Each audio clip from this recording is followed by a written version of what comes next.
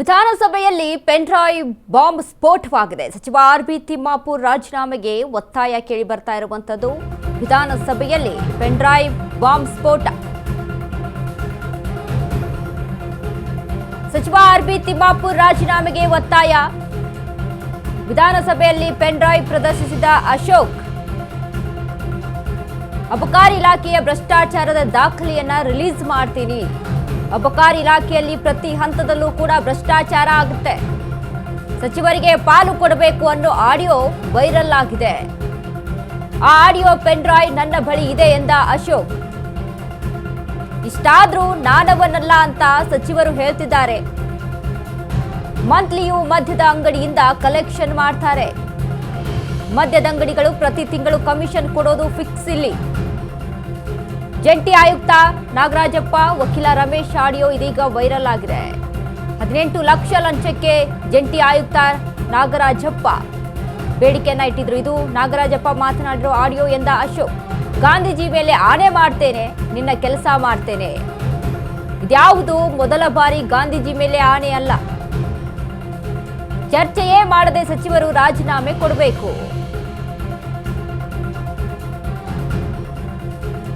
ವಿಧಾನಸಭೆಯಲ್ಲಿ pen drive bomb ಸ್ಫೋಟ.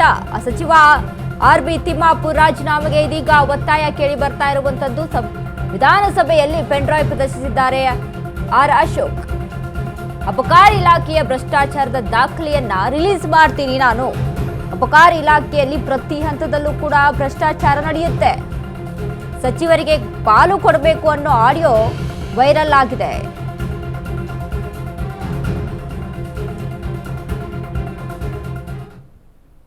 ಆದ್ಮೇಲೆ ಮತ್ತೆ ಒಂದೆರಡು ತಿಂಗಳು ಬಿಟ್ಬಿಟ್ಟು ಮತ್ತೆ ಒಂದು ಆಡಿಯೋ ಬರ್ತದೆ.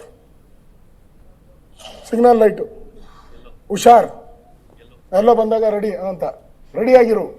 ಲೋಕಾಯುಕ್ತ ರೈಡ್ ಮಾಡಿ ಎತ್ತಾಕೊಂಡು ಹೋಗಿ ಎಲ್ಲ ಜೈಲಿಗೆ ಹಾಕ್ಬಿಟ್ಟಿದ್ದಾರೆ. ಇಷ್ಟಾದರೂ ಕೂಡ ಮಂತ್ರಿಗಳು ಹೇಳ್ತಾರೆ ನಾನಲ್ಲ, ನಾನವನಲ್ಲ, ನಾನವನಲ್ಲ, ನಾನವಲ್ಲ ಅಲ್ಲ. ಹೆಂಗೆ, ಯಾವ ಅಧಿಕಾರದಲ್ಲಿ ಹೇಳ್ತಾ ಇದ್ದೀರಾ ನಾನವನಲ್ಲ? ಇಲ್ಲಿ ಇಷ್ಟೊಂದು ದಾಖಲೆ. 14,000ಕ್ಕೆ ಲೆಕ್ಕ ಹಾಕಿದ್ದೀನಿ.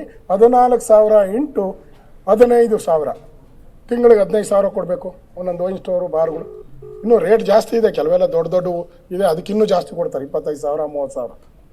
ಆವ್ರೇಜ್ 21 ಕೋಟಿ ಆಯಿತು ತಿಂಗಳಿಗೆ. ವರ್ಷಕ್ಕೆ ಎಷ್ಟಾಯಿತು? 252 ಕೋಟಿ ಆಯಿತು. ಯಾರು ಕೊಡ್ತಾರೆ? ಯಾವ ಮಂತ್ರಿಗೆ ಬರ್ತದೆ? 252 ಕೋಟಿ ಮಂತ್ಲಿ. ಇದನ್ನ ಎಲ್ಲರೂ ಒಪ್ತಾರೆ. ಮಂತ್ಲಿ ಕೊಡೋದು ಫಿಕ್ಸ್. ಅದು ಯಾರು ಇಲ್ಲ ಅಂತ ಹೇಳಕ್ಕಾಗಲ್ಲ, ಸಾಧ್ಯನೇ ಇಲ್ಲ.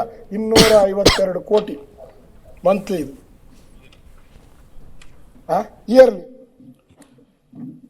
ಅದರಿಂದ ಇಲ್ಲಿ ಇಷ್ಟು ಹಣ ಇದರಲ್ಲಿ ಅವ್ಯವಹಾರ ಆಗ್ತಾ ಇದೆ ಅನ್ನೋದನ್ನ ಅಫಿಷಿಯಲ್ ಆಗಿ ಹೇಳಿರೋ ದಾಖಲೆಗಳನ್ನ ನಿಮ್ಗೆ ಕೊಟ್ಟಿದ್ದೀನಿ. ನಾನು ಅದನ್ನ ಇದ್ದೀರಾ. ಈಗ ನಾನು ಒಂದು ನಿಮಗೆ ಕೊಟ್ಟೆ ದಾಖಲೆಗಳನ್ನು. ಇದರಲ್ಲಿ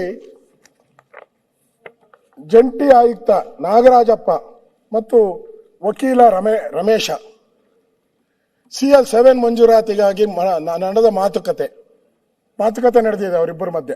ಯಾರು? ಜಂಟಿ ಆಯುಕ್ತ, ಯಾವನೋ ರೆವಿನ್ಯೂ ಇದಲ್ಲ, ಕ್ಲರ್ಕ್ ಅಲ್ಲ, ಏನೂ ಇಲ್ಲ, ಲೆವೆಲ್ ಆಯುಕ್ತ, ಜಂಟಿ.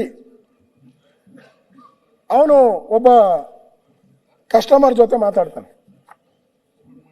ಅದರಲ್ಲಿ ಡೈರೆಕ್ಟ್ ಆಗಿ 18 ಲಕ್ಷ ರೂಪಾಯಿಗೆ ಲಂಚಕ್ಕೆ ಬೇಡಿಕೆ ಇಡ್ತಾನೆ. ಆ ಆಡಿಯೋನ ನಾನು ತೋರಿಸಿದ್ದೀನಿ. ಈಗ ಈ ಆಡಿಯೋದಲ್ಲಿ ಅದೆಲ್ಲ ಇದೆ, ಪೂರ್ತಿ ಇದೆ, ಕೊಡ್ತೀನಿ. ಯಾಕಂದ್ರೆ ದಾಖಲೆ ಇಟ್ಟು ಮಾತಾಡಬೇಕು ಅಂತ ಹೇಳಿದ್ದಾರೆ ಅವರೆಲ್ಲ. ದಾಖಲೆ ಕೊಡಿ ಅಂತ, ಅದಕ್ಕೆ ದಾಖಲೆ ಇಟ್ಟು ಮಾಡಿದ್ದೀನಿ. ಅದನ್ನು ಫೋರೆನ್ಸಿಕ್ ಕಳಿಸ್ಬೋದು. ಫೋರೆನ್ಸಿಕ್ಕಲ್ಲಿ ಅವನು ನಾಗರಾಜಪ್ಪ ನನ್ನ ವಾಯ್ಸ್ ಅಲ್ಲ ಅಂತ ಹೇಳಿದ್ರೆ ನಮ್ಮದು ತಪ್ಪಾಗ್ತೈತೆ, ವಾಯ್ಸ್ ಅವಂದು ಅಂದರೆ ಮಂತ್ರಿ ತಪ್ಪಾಗ್ತೈತೆ. ಅದರಲ್ಲಿ ಕ್ಲಿಯರ್ ಆಗಿ 18 ಅವರು ನಾಗರಾಜಪ್ಪ, ರಮೇಶು ಫೈಲ್ ಸಿಗ್ತಿಲ್ಲ, ನೀವು ಅಲ್ಲಿಂದ ಮೆಸೇಜ್ ಮಾಡಿಸೋದೇ ಇದ್ದರೆ ಆಗೋದೇ ಇಲ್ಲ ರೆಕಾರ್ಡಲ್ಲಿ. ನೀವು ಅಲ್ಲಿಂದ ಮೆಸೇಜು ಮಿನಿಸ್ಟ್ರಿಂದ ಮಾಡಲಿಲ್ಲ, ಅಥವಾ ಅವರ ಪುತ್ರ ವಿನಯ್ ಕಡೆಯಿಂದ ಮೆಸೇಜ್ ಬರಲಿಲ್ಲ ಅಂದರೆ ಮಾಡಲ್ಲ.